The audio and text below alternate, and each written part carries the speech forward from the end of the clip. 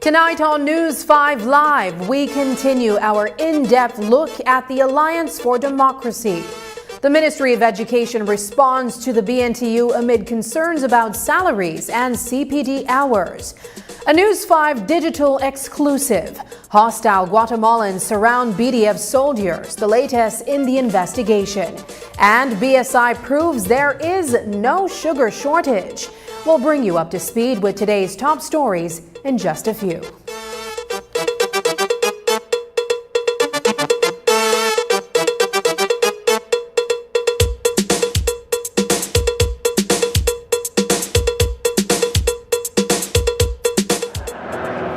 My name is Hermine Vega. El Patio Grill has been using Belize Bank for over 25 years. We only use Belize Bank at our restaurant. That's why we were able to win this trip to Europe. I had never been to Europe. We found out it was Madrid and we were excited and we went to this football match. The teams reached before the game and everybody was just outside, you know.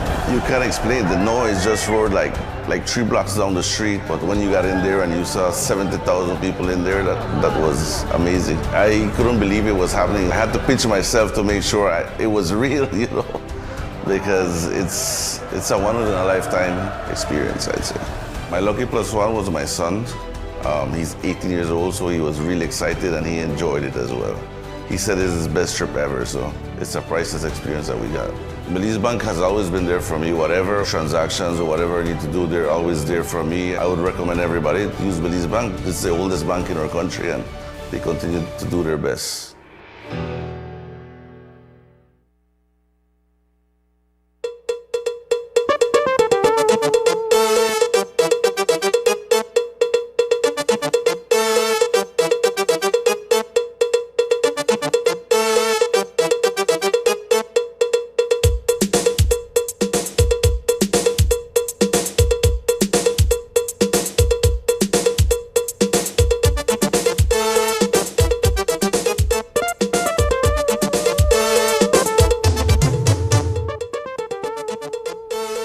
Good evening and welcome to News 5 Live for Thursday, October 3rd.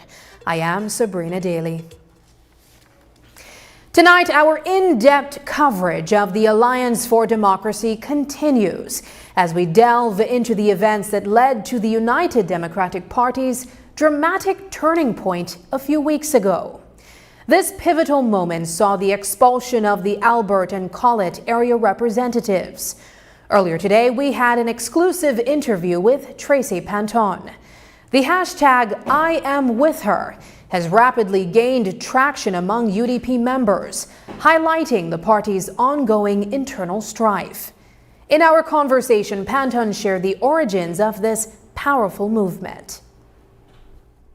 There are several colleagues of mine who shared a similar view in terms of the party departing from its own democracy and disregarding the constitution of the party, which is for us the most important institutional tool that we have in terms of our governance of a mass political party. And so we felt that something had to be done so we can put the democracy back into the UDP. And so we got together, and it wasn't an overnight exercise. It's not a group of 16 colleagues who just decided to go rogue.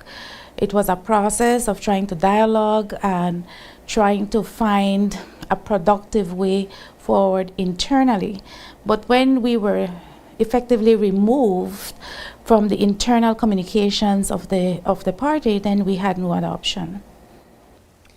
The Alliance for Democracy includes two individuals who at one point were going head-to-head for leadership of the UDP. This would be Collet Area Representative Patrick Faber and former Belmopan Area Rep John Saldivar. How do you find this partnership working, notwithstanding the history of these two individuals? I think the partnership is working quite well. It's not a three-person alliance. It's an alliance of 16 colleagues who share a similar view and share similar values and want to do what is right for the party. In both cases, in both the case of our member for Collet and our member from Belmopan, they voluntarily stepped down when the situation arose that would have caused some kind of harm to the party, and so they decided, you know what, we are not prepared to do that to the party just for our own self-preservation. Coordinating the mobilization of hundreds of UDP delegates from all corners of the country is no small feat. This immense effort, spearheaded by the Alliance for Democracy, involves a substantial financial investment. But just how challenging has it been to orchestrate this massive event? Let's talk a bit about the Unity Convention and the planning for this event. You're trying to mobilize as many delegates from across the country as possible to converge on the Birds Isle on October 20th. What has it been like in terms of being able to reach out to these individuals and pitch to them the idea that this is the event that they want to attend in terms of trying to make change in the party? It hasn't been as hard as one would think.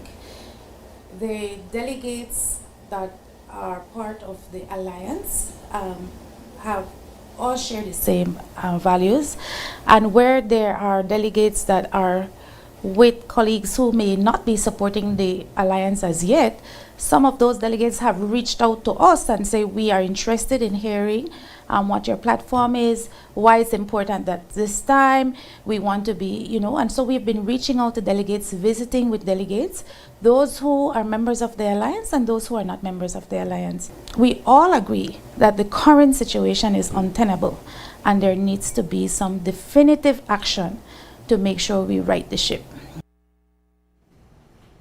In certain factions of the United Democratic Party, skeptics have cast doubt on Panton's credentials. Their skepticism stems from her family's well-known allegiance to the People's United Party.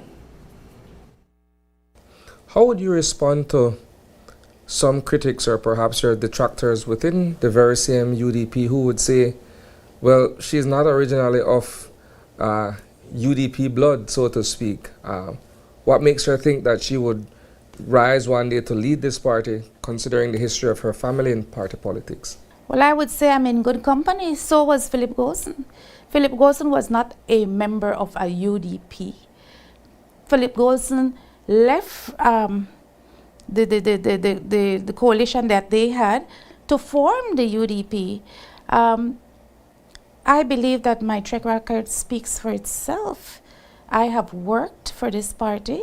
I have made a commitment for this party. I have not even winked in terms of my commitment for this party. And Philip Golson was not a UDP until the UDP was formed. Is it of any concern to you what has been put out there by the leadership of the party that whatever decision is taken come October 20th would be essentially null and void, since it flouts whatever agreement has been put in place to keep the leader there until after the 2025 generals? There is nowhere in the constitution of the party that says that the delegates don't have the option to change their mind. If 25% of the delegates sign a petition and say they want a national convention shall be convened. The chairman of the United Democratic Party, Mike Parafit, has become a divisive figure amid the internal turmoil that has crippled the organization. The Alliance for Democracy has repeatedly voiced their frustration with Parafit, citing unanswered letters and criticizing his dismissive and often authoritarian decision-making style. So, what is Tracy Panton's take on the chairman's controversial approach? It would seem from perhaps all outward appearances that the chairman of the party is acting in a heavy-handed manner. Absolutely. In terms of his approach to decision making and, of course, mitigating the situation. Absolutely. I think he has a gross dereliction of his duties as the chairman and his responsibility to the party. He should ensure, he's the gatekeeper, to ensure that the Constitution is followed and that we protect the Constitution, that we defend the Constitution, and we ensure that the Constitution guides us in all our decision making. During our exclusive sit-down with Collet Area Representative Patrick Faber on Wednesday, we dug into the contentious issue of the United Democratic Party's decision-making process. We specifically questioned the seemingly heavy-handed tactics employed by the party's chairman, seeking clarity on this assertive approach. The chairman of the United Democratic Party is himself an attorney, and one would argue he's well versed in law and is able to understand the constitution of the UDP. Do you believe that perhaps he's acting outside of his scope in respect of the decisions that he's making that count against the positions being held by the Alliance for Democracy? It is not that I think that he does not understand or cannot comprehend. It is blatant. It is enabling of the dictator that is Shine Barrow. It is an advantage taking of the membership of all the branches of the party's government. It is an affront to the members of the Central Executive and the members of the National Party Council, but especially to the members of the National Convention who have signed petition at least twice, appealing to him. But it does not shock us that Parafit behaves in this way. This is a man, I'm sure in the media you have seen some of the clips that in our chat groups uses the most base of terminology, profanity, just downright indecency to respond to those of us in the party who are trying to indicate to him, listen, let's do the right thing. So it does not shock us, and maybe Parafit is acting in some kind of self-preservation mode because he feels that, of course, if Barrow leaves, that he would absolutely have to pack his bags and leave along with him. So that is just what I surmise. I don't know his mind, but what I can tell you is that I don't think it is because of any lack of understanding on his part of the Constitution. Patrick Fauber's stint as leader of the United Democratic Party was anything but smooth. His brief tenure was marred by personal challenges that significantly impacted his ability to lead the UDP effectively. Now, having stepped down, the Collet area representative has had the opportunity to look back and ponder what he might have done differently. In terms of everything that has happened politically over the past 2 or 3 years, involving your leadership of the party and seeing what is taking place now, what would you say is the primary lesson that you have learned as a politician, seeing what's unfolding in the UDP? Well, I suppose that a lot could have been done differently.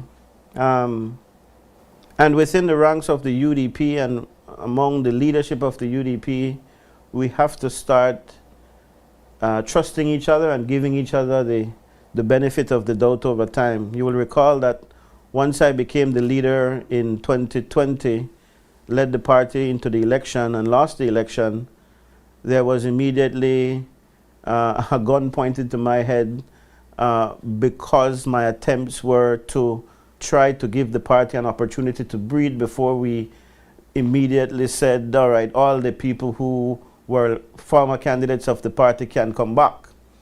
That was criticized heavily, and of course I was attacked for it, but time has now proven that that might have definitely been a bigger approach. And we've even seen new people come in who we know can't win. Many of them who surround Shineborough now are not people who can win, but because of the need to try to continue this jostle for leadership. And to be clear, I am not aspiring for any leadership position, nor have I done so in the last 4 years. My last bid for leadership was on July 2020, and in fact I fought for the recall victory in 2021. But the lesson, again, is that we really need to get to a point where we are honest with each other and honest among the membership of the party. We need to listen to the members of the party. I tried to do that when I found myself with my issues, not wanting to hold or to tie an albatross around the neck of the party. I said, okay, I'm walking away. And in this instance, Shineborough would be smart to do the very same thing. It is clear the people of this party are saying, the people of this country are saying, he is not the person they want for leadership. Coming up, MOE says delayed teachers' pay will be disbursed on Friday.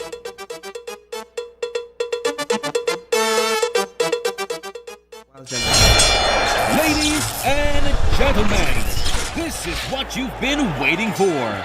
In this corner, we have the masters of limitless power and unbeatable connection. Pioneers of 4G LTE in Belize. It's the undefeated champion, Smart. And in the other corner, struggling to keep up, it's the other guy. Fight!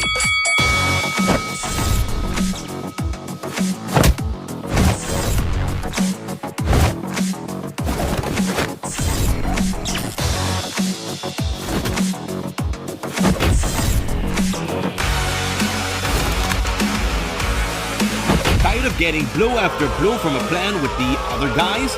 It's time to tap out and join the winning postpaid plan provider. Smart's postpaid plans are a total knockout to the competition, and they have once again powered up their postpaid plans. Sign up for one of Smart's boosted postpaid power plans today and experience the victory of superior service. Smart, bringing people together. Have you designed a project that protects and preserves our vital mangroves? Now's your chance to be recognized as a mangrove conservation champion. Join the Mangrove Friendly Development Challenge, a national competition celebrating innovative designs that enhance and preserve mangroves on private property.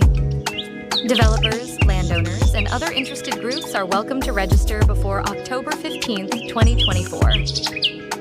For more information, visit mangrovefriendlychallenge.org.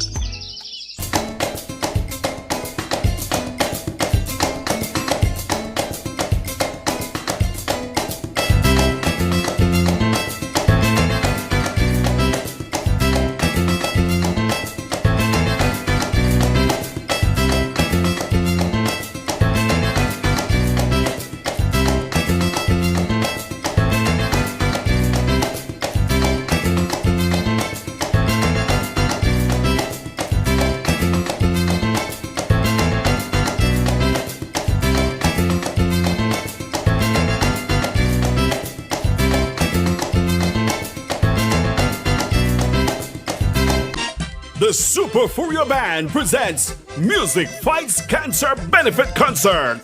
Fundraising event for Mr. Pancho of Super Furia Band. When you're dancing. Come out and support and get entertained by some of Belize's best musicians giving back to a worthy cause. On the stage performing will be Watson Sounds Band. Getting a groovy inside the dance. Techno Band Belize. Youth Connection Band. Lucio and the New Generation. Gil Hurry 7 Band. Hamburgers Vibes Band. Oh, baby, baby, it's wild world. Santino's Messengers, The Comeback. Mr. Sila Agustin. Reckless Flores. St. Louis, the sweet voice of Annika Perez. The General Super G.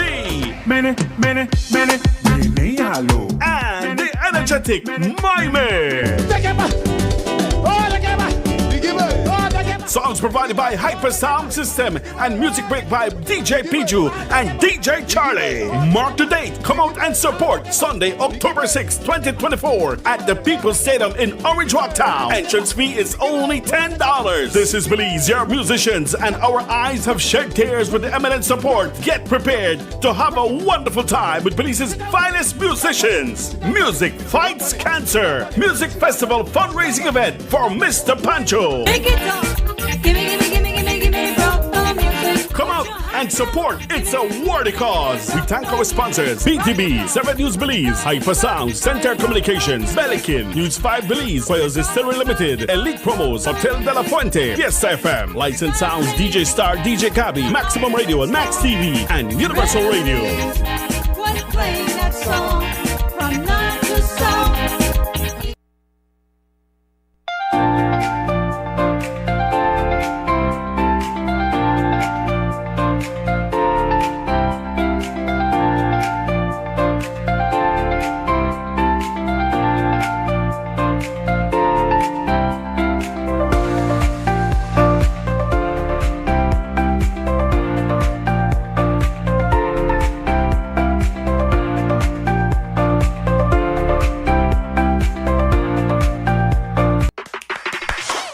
Attention Digi customers! Being a Digi customer is now even more rewarding with our new DigiPoints loyalty and rewards app. Digi customers countrywide can now earn Digi loyalty points and redeem points for awesome prizes like Digi merch, Digi cash, Digi services, vouchers, coupons, and more. Use your points to play fun games and win even more amazing prizes. You can be one of our daily winners. Excited? You should be. Download and register for DigiPoints and begin to earn points and win today. Available in your favorite app store.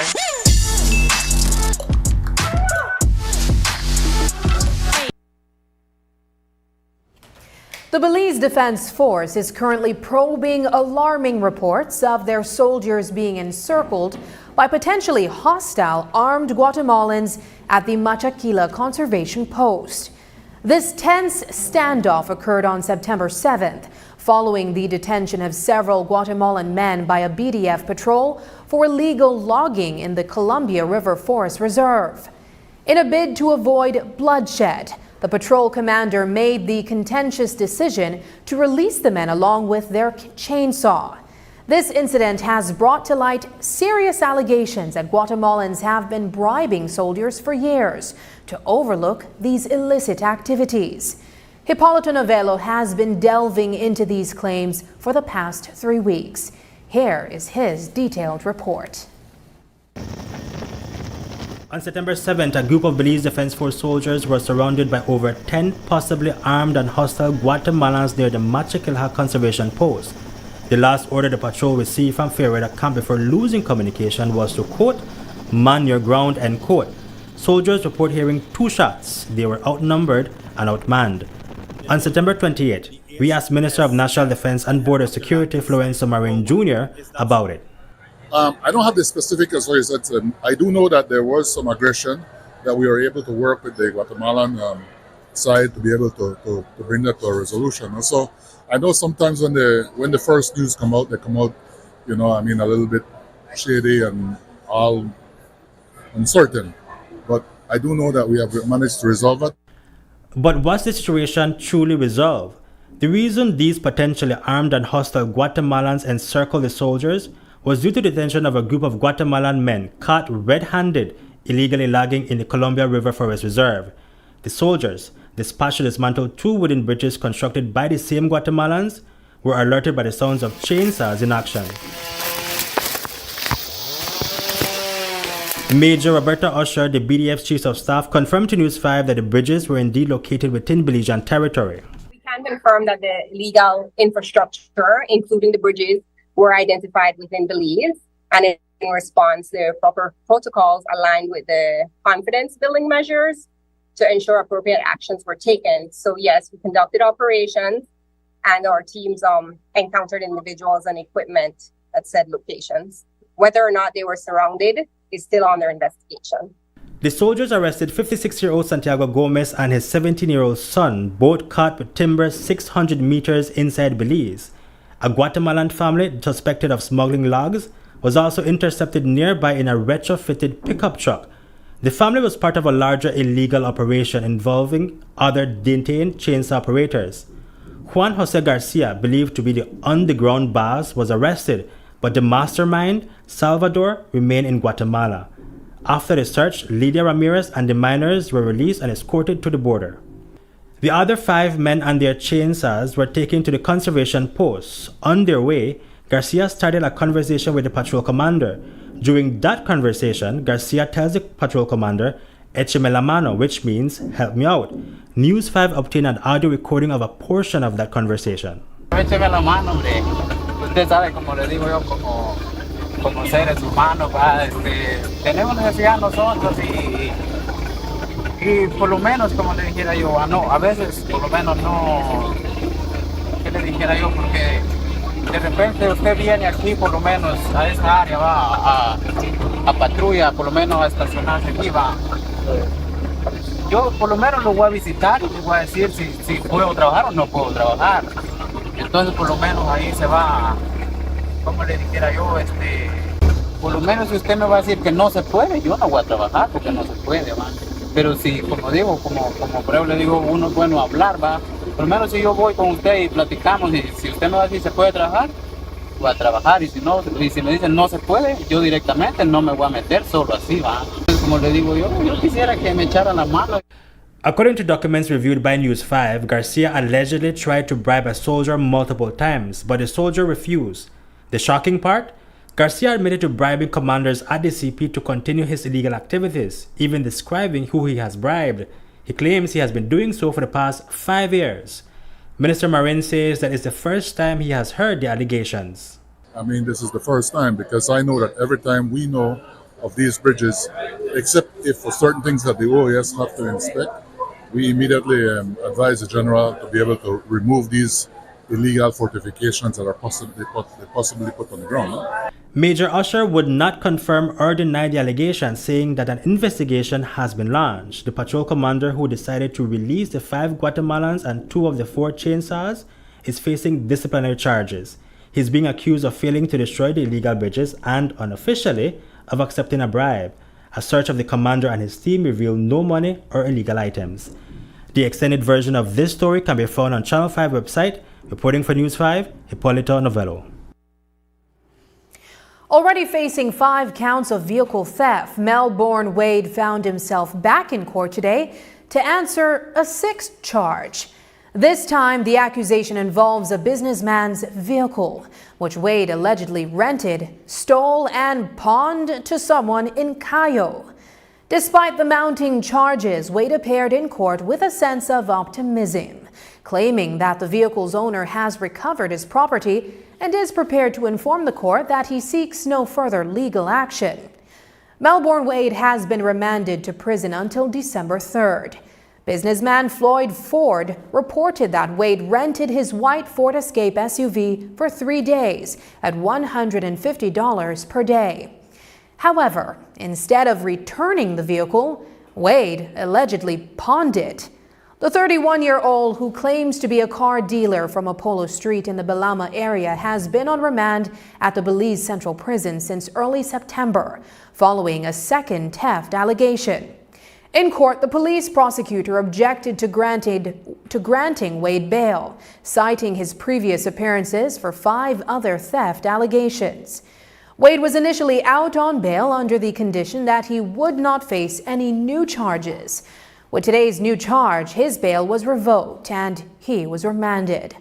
On Friday, September 20th, Floyd Wade informed the police that he had pawned his vehicle to a man in Unitedville, Cayo. In response, the police issued an all-points bulletin for the individual in possession of the vehicle. By Wednesday, September 25th, they received a tip-off that the man had been detained along with the vehicle. Floyd Ford was then called in to identify the vehicle, confirming it was the same one he had rented to Wade. The Ministry of Education issued a late afternoon response to the Belize National Teachers Union's concerns. The release starts by saying that the ministry recognizes and shares the concerns of ensuring that our teachers are paid in a timely and efficient manner. The release went on to say that the ministry has submitted the names of 122 teachers for an off-cycle payment run to address the delayed salaries. It notes that the Treasury Department has confirmed that these salaries should be deposited into the respective teachers' bank accounts by the evening of October 4th. According to the release, the BNTU provided a list of 99 teachers to the ministry, which it claimed had not been paid.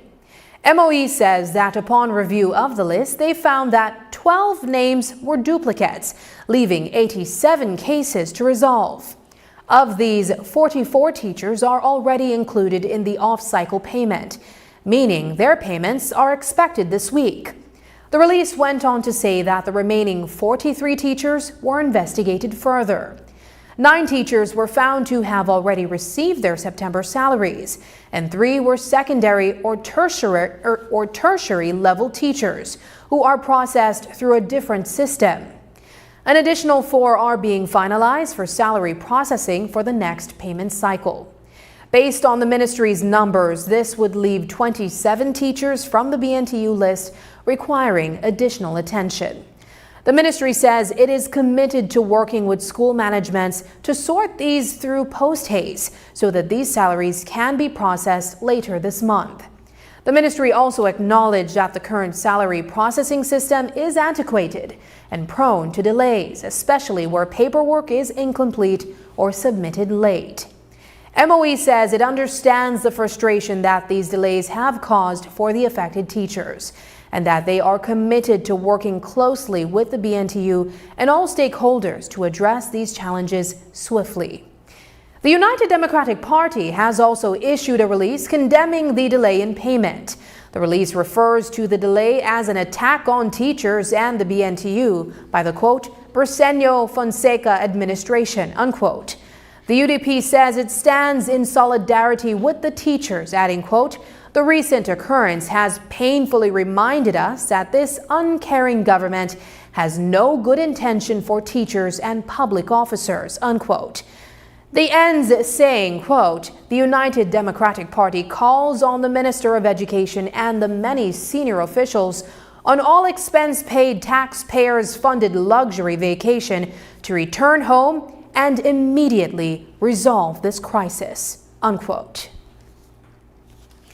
On Wednesday night, we revealed a troubling situation. Over 130 teachers have been tirelessly working without receiving their salaries. Dreadfully, some have been unpaid for more than 6 months. During a press conference at the BNTU headquarters on Wednesday afternoon, it was disclosed that these teachers are being systematically removed from the government of Belize's SmartStream system. The union alleges that this system is being manipulated to target their members. There's also a link to the highly controversial CPD hours that teachers must complete to renew their teaching licenses. News 5's Paul Lopez brings us the full story. On Wednesday, the Belize National Teachers Union president accused the Ministry of Education of attacking its membership. It's an attack on our teachers and an attack on the BNTU. This revelation follows the alarming news that over 130 teachers have been tirelessly working in classrooms without pay. At a press conference held at the union's headquarters, we spoke with two of these affected educators. Kimberly Lopez has been without her salary for the past 5 months, while Janelle Cacho is still waiting for her September paycheck. Well, first of all, I want to say I haven't been paid for 5 months. I haven't been paid since May. I've been getting money from all over and my spouse savings. Imagine you're saving for your future and you have to be touching your money from your future right now. It has caused just major distress and trauma and inconveniences on my part. You know, you have to function as a teacher, but then, you know, as a person too, how are you supposed to be functioning as a person to do your job if all of these things are hindering you? There's a common theme in both cases. The Ministry of Education's requisite 120 continuous professional development hours that all teachers must meet before their teaching license expires. In Lopez's case, there was a delay in the renewal of her teaching license. Before my license got expired, I was sending in emails to verify how many CPD hours I had. I was waiting. When I finally got, they told me that I only had 32 hours. Now you tell me I've been teaching for years, always doing workshops. How will I only have 32 hours? So I went into the system, find all my documents, like how my colleague said. I went and I dig out on some boxes. I found my certificates. I sent it in, and that's how I ended up getting my hours. But her license was not renewed until July. In Cacho's case, she says that the ministry informed her a couple weeks before her license was set to expire in January that her CPD hours were insufficient. I had to step out of the classroom because of the expiry of my license. So I was out of the classroom. I did not get back into the classroom up until June. Did not go back into the classroom up until June. I had completed the 120 hours. I had applied for my license, which took like a month and a half. I was behind everybody at ministry. I think by now they know my name because I have been calling, emailing, trying to get some kind of assistance. At times I felt so frustrated because I did not feel like I was being attended to the way I should have been. BNTU President Nadia Callis revealed a disturbing trend. Many teachers who haven't received their salaries have mysteriously disappeared from the government of Belize's SmartStream system, which handles payrolls. Callis highlighted that the Ministry of Education had promised that school managing authorities would notify the Chief Education Officer about any teachers needing removal from the system. However, Callis asserts that this protocol has not been adhered to, leaving many educators in a financial lurch. So when we learned on Thursday that a number of our teachers were not paid, we were like taken aback. But why is this so? Did the management submit what they needed to and all of that? You can't find them any at all in the system. So in order for those teachers to come off the system, somebody had to manually go in and remove them. So who gave the order? That is our question. When we had an agreement, who disobeyed the agreement that we made with Minister Fonseca? Because he was in the meeting with us. Who disagreed? Who did that? Not every teacher's experience is the same, according to Callis. But she argues that this boils down to an administrative deficiency within the ministry. Somebody is attacking the BNTU. and you're using that system to attack the BNTU. The BNTU will not take this lightly come October 2024. If we have to muster, we will muster. But something needs to be done about the current system. We can no longer have people showing up to work, doing their jobs, and at the end of the month, no payment. 2, 3, 4, 5, 6 months, no salary. Reporting for News 5, I am Paul Lopez. After the break, the effects of diabetes and strategies to slow its progression. But first, here's a weather update with data from the Belize Met Service.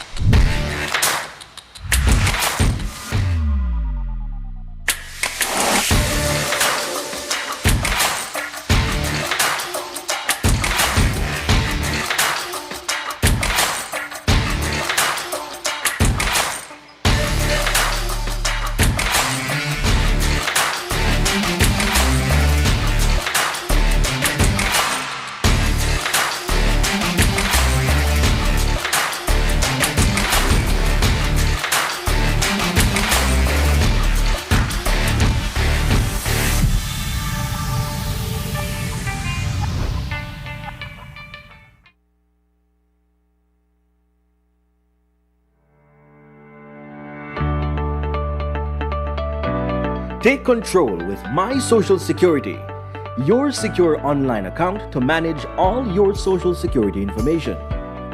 To create a My Social Security account, you must be 14 years or older and have a valid email address.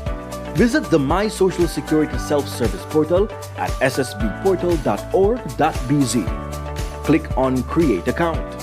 Enter your date of birth and phone number. Next, verify your email address to continue. To verify, simply enter your email address and click the Send Verification button. Enter the verification code sent to your email inbox to proceed. Next, create a password that meets the requirements. Enter the name and select a reason for your account. Then click Create. Your My Social Security account was successfully created. Your information security is our priority.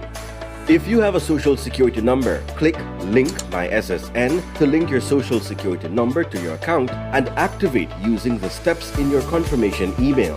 If you do not have a Social Security number, click Register with SSB. You are now ready to truly experience Social Security at your fingertips.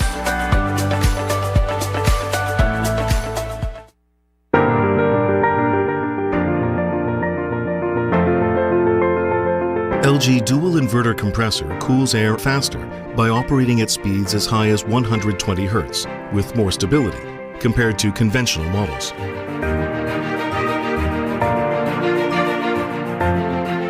It also saves up to 70% more energy by operating at speeds as low as 10 Hz with more stability.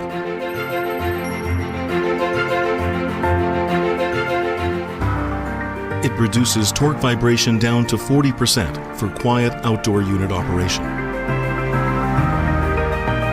Stable operation with low vibrations also results in increased durability. Ladies and gentlemen, this is what you've been waiting for. In this corner, we have the masters of limitless power and unbeatable connection. Pioneers of 4G LTE in Belize. It's the undefeated champion, Smart. And in the other corner, struggling to keep up, it's the other guy. Fight!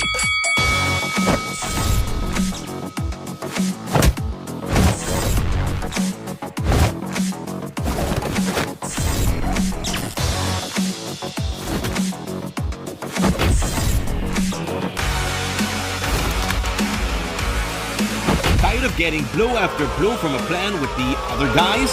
It's time to tap out and join the winning postpaid plan provider.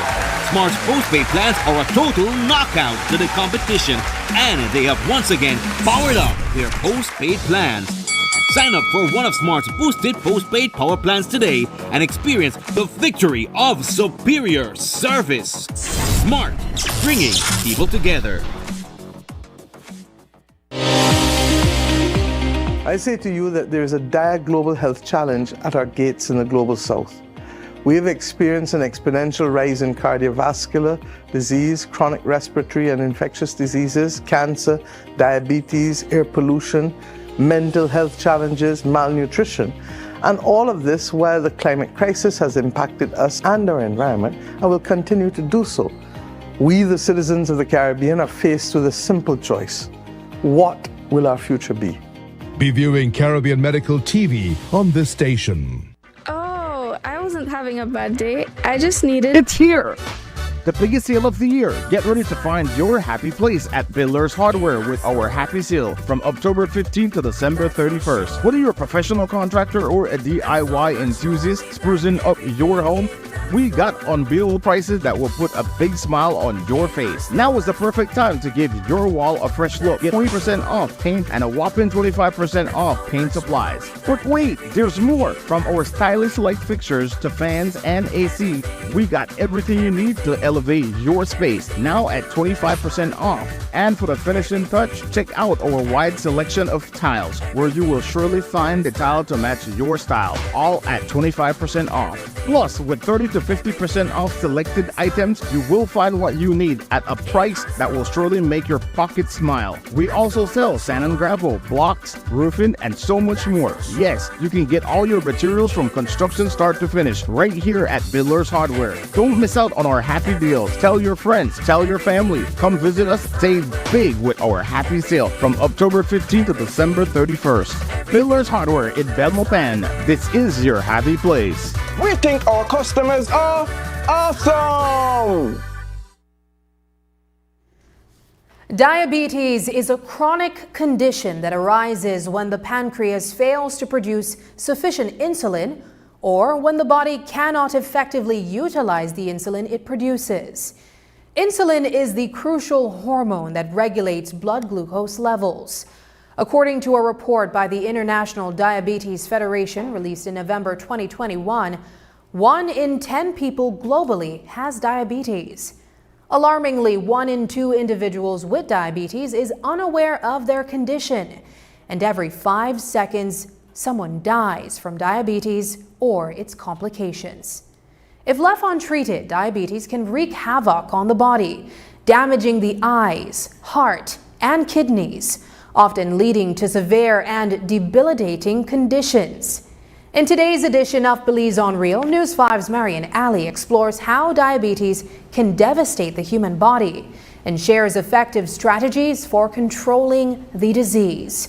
Here's her insightful report.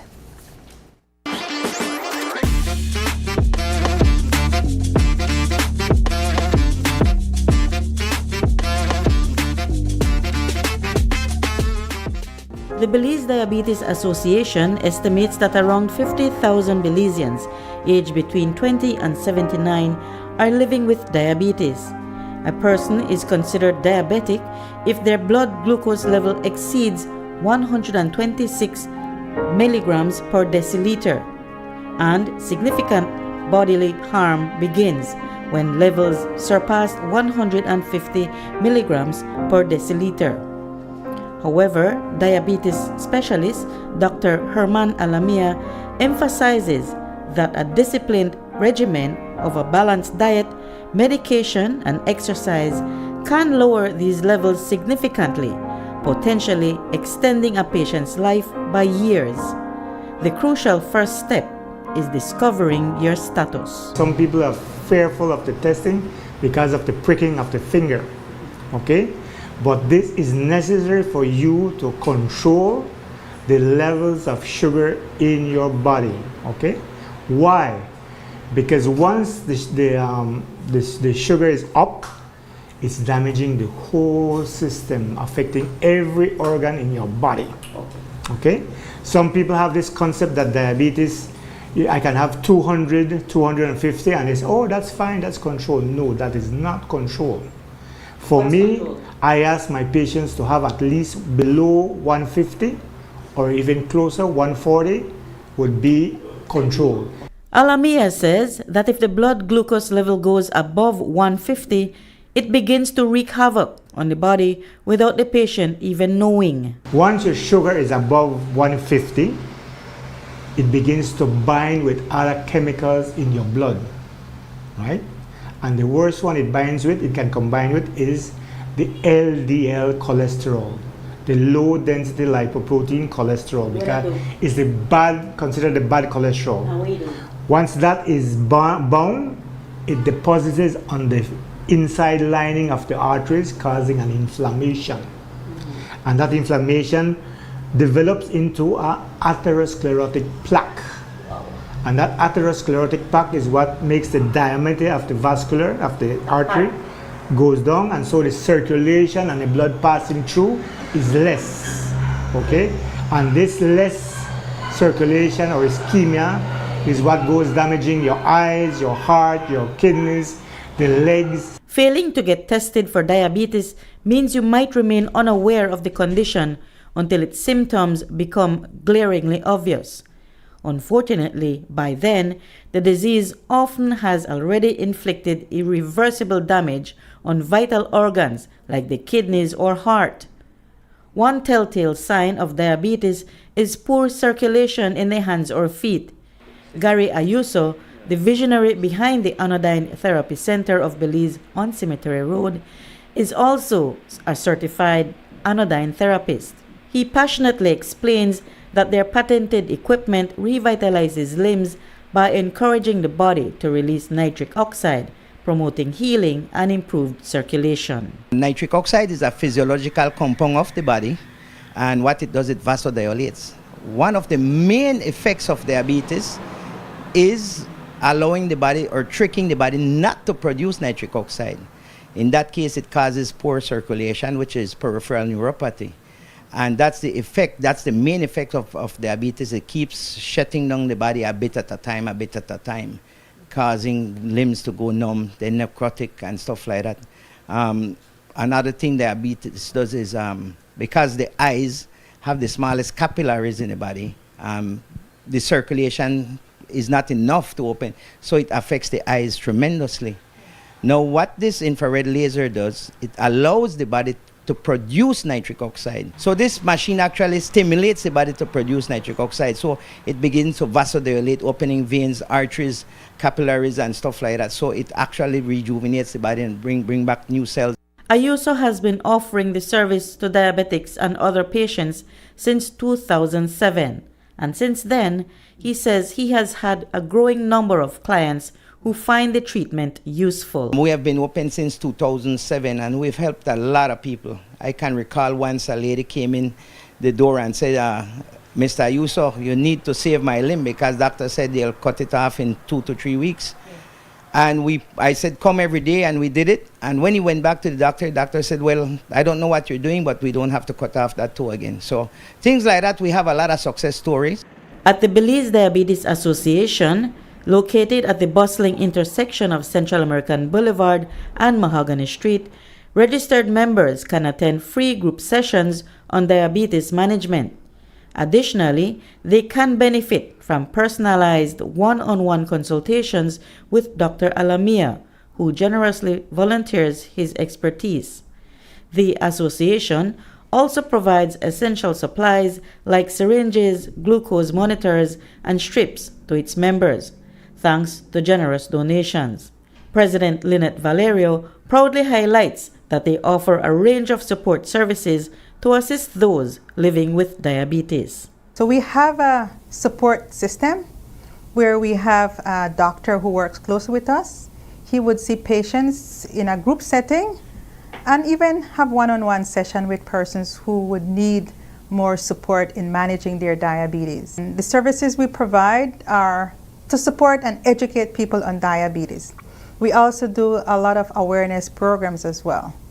On a monthly basis, we have a meeting with members and persons living with diabetes where we would invite somebody who can speak on diabetes, maybe a doctor, a medical practitioner, who would speak on everything about diabetes. 20-year-old DeAndre Dawson was diagnosed with diabetes at age 4.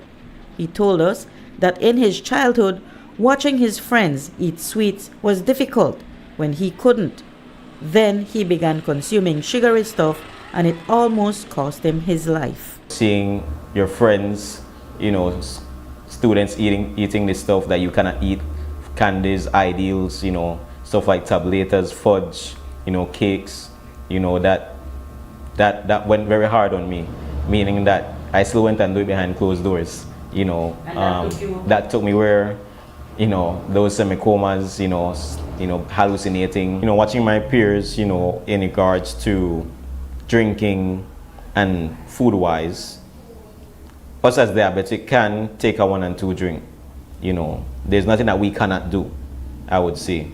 It's just in moderation.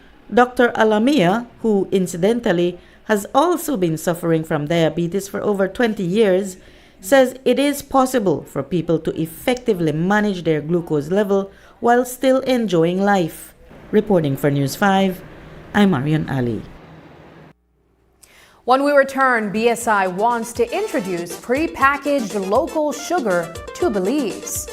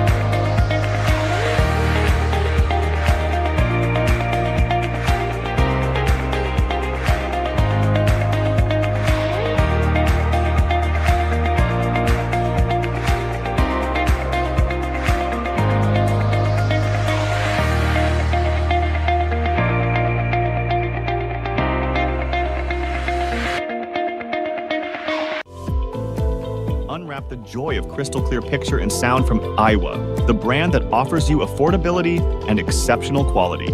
Iowa has a wide range of exceptional products to choose from, such as TVs, speakers, headphones, home appliances, and much more at affordable prices that won't break the bank.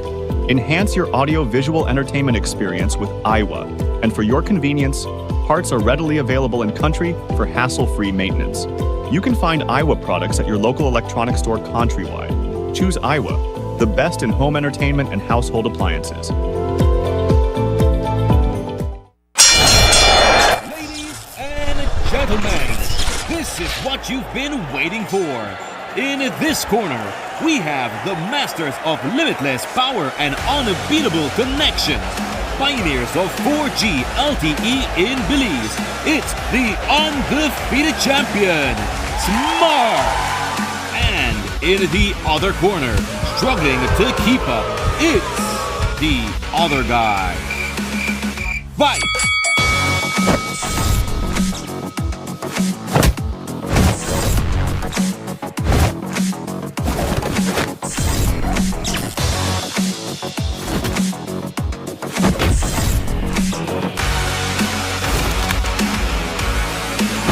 of getting blow after blow from a plan with the other guys, it's time to tap out and join the winning postpaid plan provider.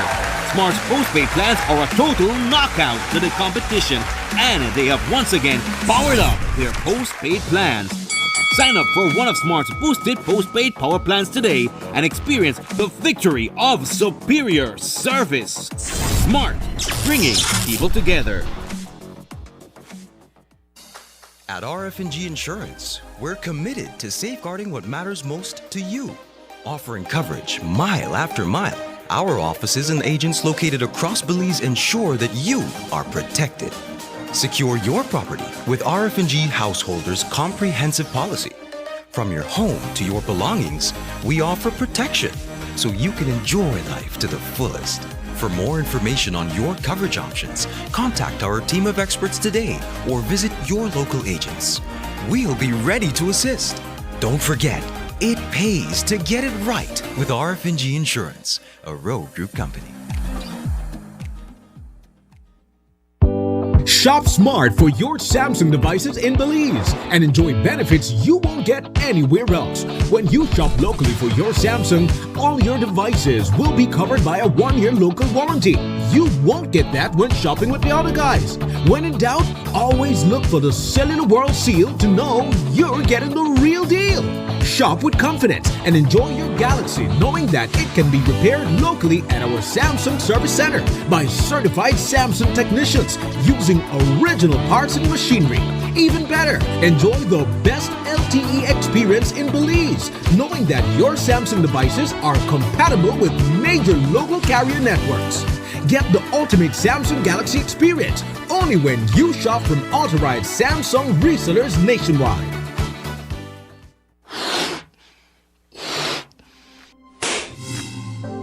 Rising prices got you down? Well, let Benny's lift you up in these tough financial times. Right now, get low prices on construction materials, such as lumber.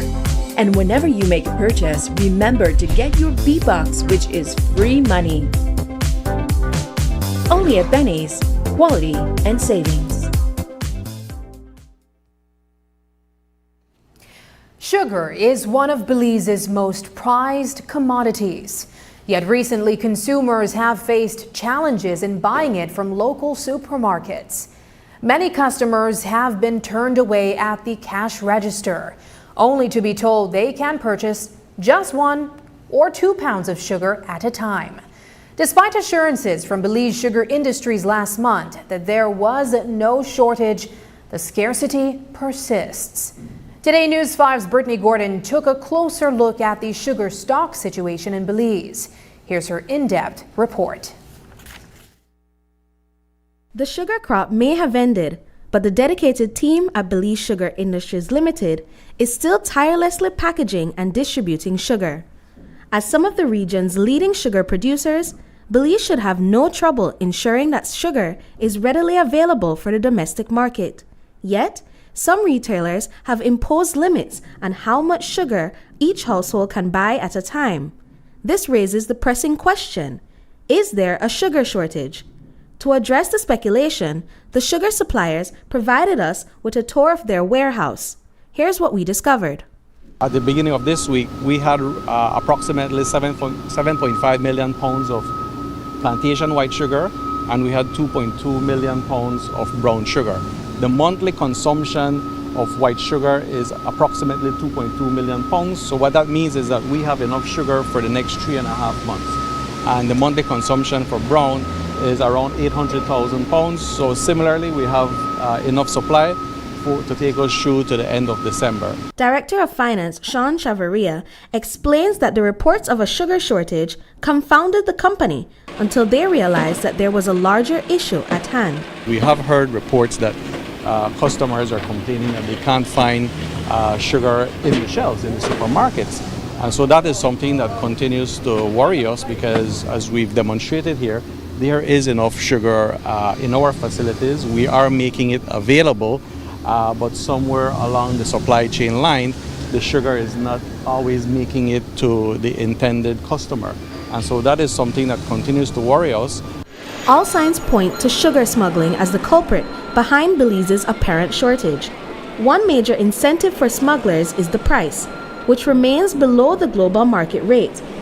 Chavarria highlighted that the price of brown sugar has remained unchanged for over 2 decades, making it an attractive target for illicit trade. What we've proposed to government is that one way to help combat that is to package the sugar in retail packaging, because that product will be much more difficult for anybody to try to smuggle. BSI has been exporting sugar under the Domino brand into CARICOM for about a year. Supply chain manager Eldie Smith tells us that there is currently about 1 million pounds of this product in stock. I think that, they are very happy with this type of presentation in the CARICOM market, and I think that, we've got very good news from them, right? Especially since they're saying that it's, directly from a container, they can put it into the shelf. Implementing this proposed packaging would require adjustments to the current price control structure. BSI has suggested that the government deregulate retail packaged sugar while maintaining regulations on industrial sugar. The customer will have a benefit of getting a higher premium product because the sugar will be packaged. We have all the control from a quality and safety standpoint to do it here, so the consumer is assured that they are getting a product that is a high standard. They don't have to worry how it was handled. They're also going to get the exact weight because our scales are calibrated by the Bureau of Standards. BSI has proposed that the government introduce a margin for distributors and supermarkets. Under this plan, brown sugar would be priced at approximately $1 per pound, while white sugar would be around $1.10 per pound on the shelves. So we would obviously have to sell lower than that to provide sufficient margin for distribution, because that's been another complaint. Distributors are saying that we don't make enough to pick up the sugar here and distribute to consumer. And then similarly, retailers, now they don't have to worry about packaging it themselves, hiring people to do that.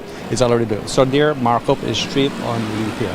And we think that that's a price that consumers would be willing to pay because, again, it's a premium product. We would still have available industrial sugar, which would be for manufacturers, bakeries, people who make wine. So you essentially have two prices, one for retail, one for industrial. In previous efforts, BSI has struggled to adjust the sugar price index successfully. However, they are optimistic that the introduction of this new product will persuade the government to reconsider the benefits of modifying the current standard. If approved, BSI expects the product to hit the shelves by the end of the 2024-2025 crop season.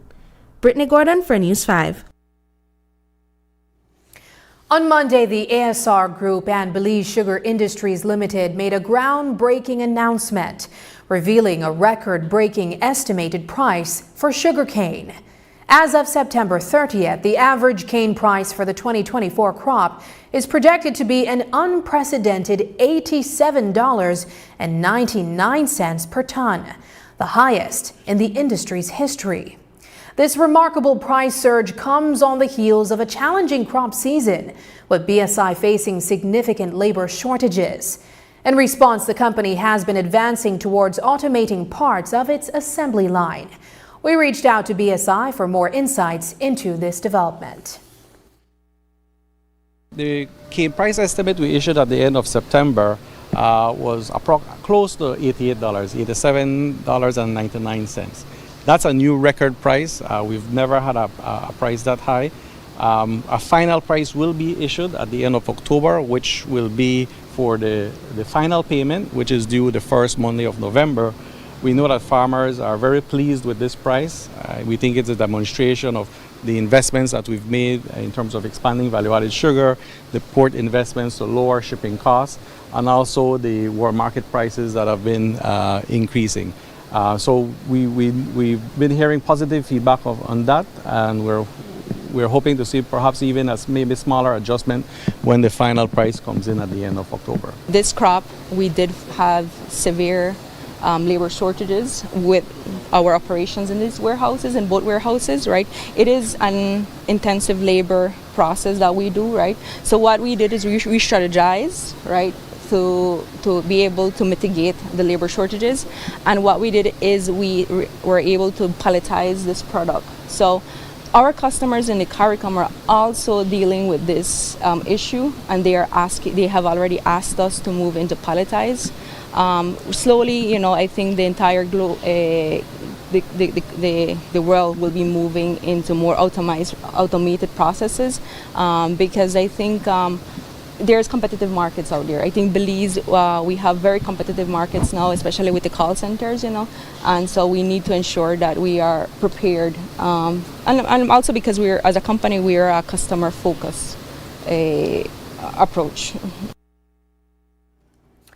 On Wednesday, we reported on a rapidly spreading fungal infection affecting sugar cane in northern Belize. This infection causes the cane to yellow and wilt. While some cane varieties show resistance, over 60% of Belize's sugarcane varieties are vulnerable and likely to perish upon exposure.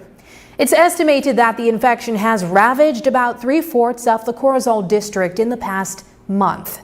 With the record-breaking sugar price announced on Monday, we spoke with Sean Chavarria, Director of Finance at Belize Sugar Industries, to understand the potential impact on next year's crop. Here's more on that.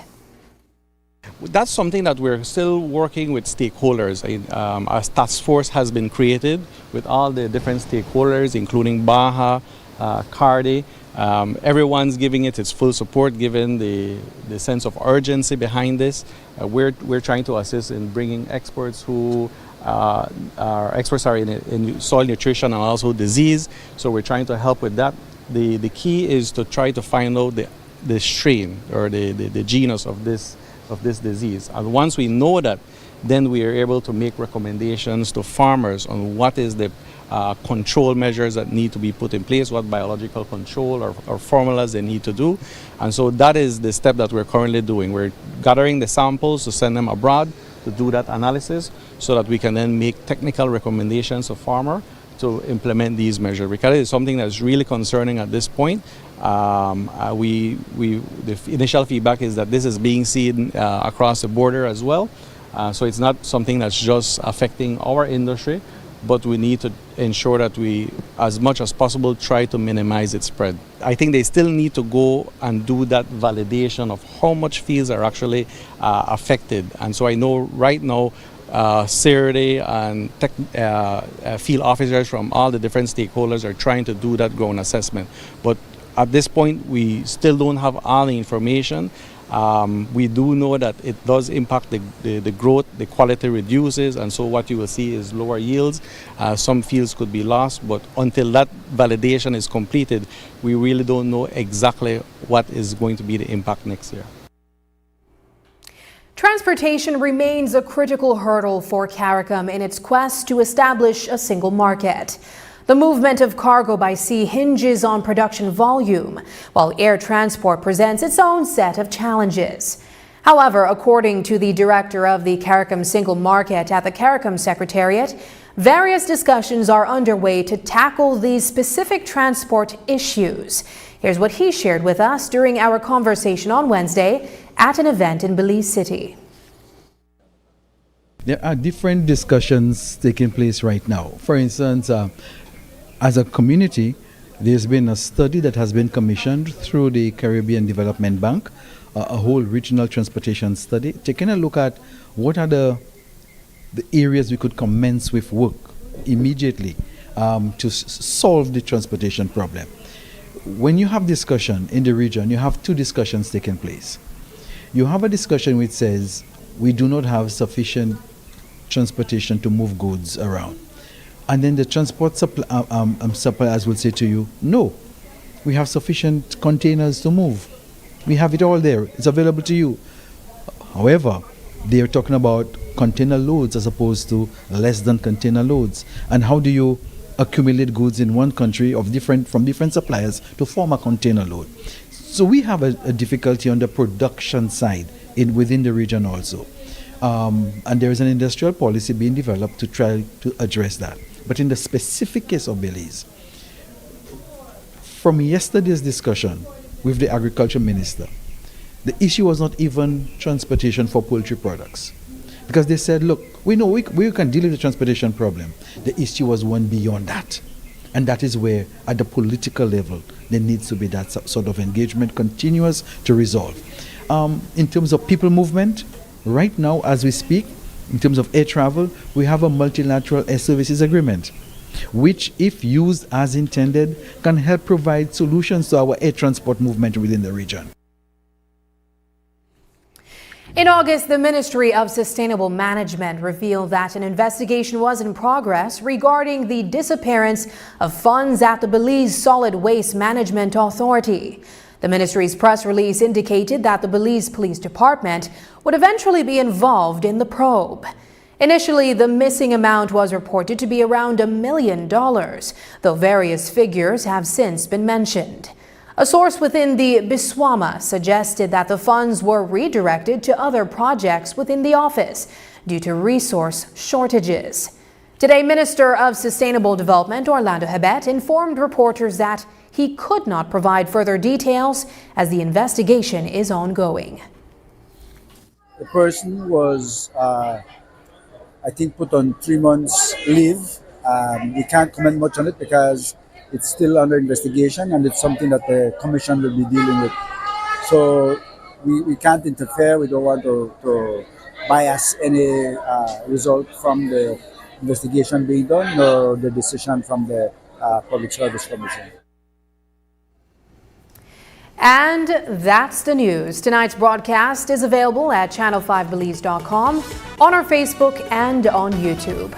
I'm Sabrina Daly. Thanks for joining us, and from all of us here at News 5, good night.